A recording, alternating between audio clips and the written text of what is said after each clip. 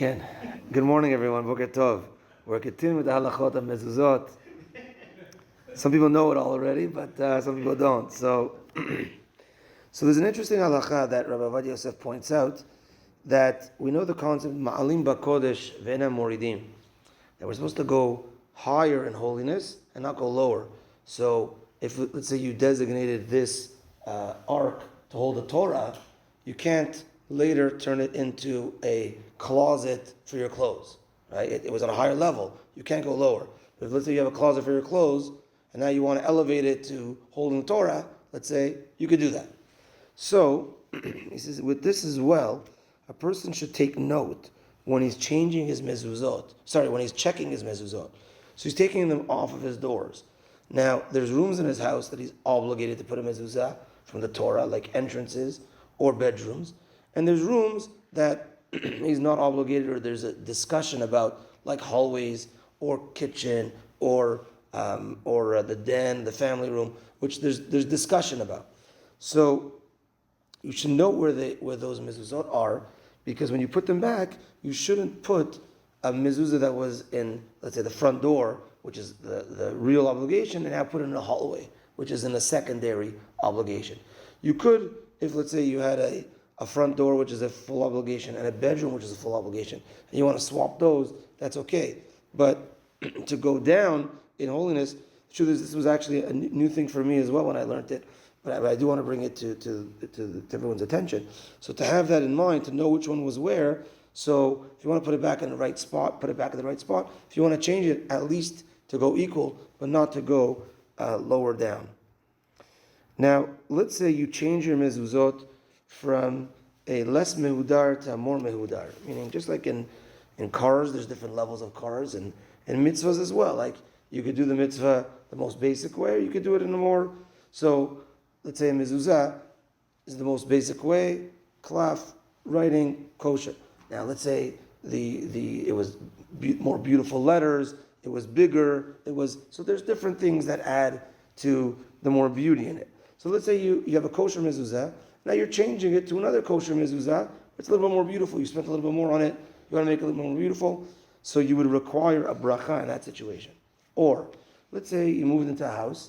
Or let's say, for whatever reason, you had Ashkenazic mezuzot on. And the difference is some of the letters are written a little bit different, the font.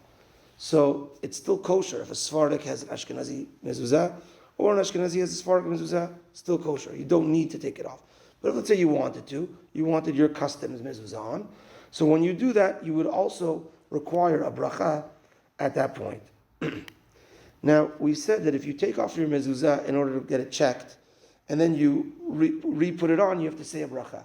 But let's say you walk into your house and you see the mezuzah fell, your bedroom mezuzah fell. Now you want to put it back up. I just checked it last week. I know it's kosher. You want to put it back up. So at that point, you don't say a new bracha. And the difference is, when I take it off to check, right now, I'm fully taking it off. And now I want to reapply it. As opposed to when it fell, I didn't want to take it off. It fell on its own. I just want to put it back in the situation it was in. And therefore, you're relying on the original bracha of fixing it. You're relying on that when it falls. Therefore, if it falls, no bracha.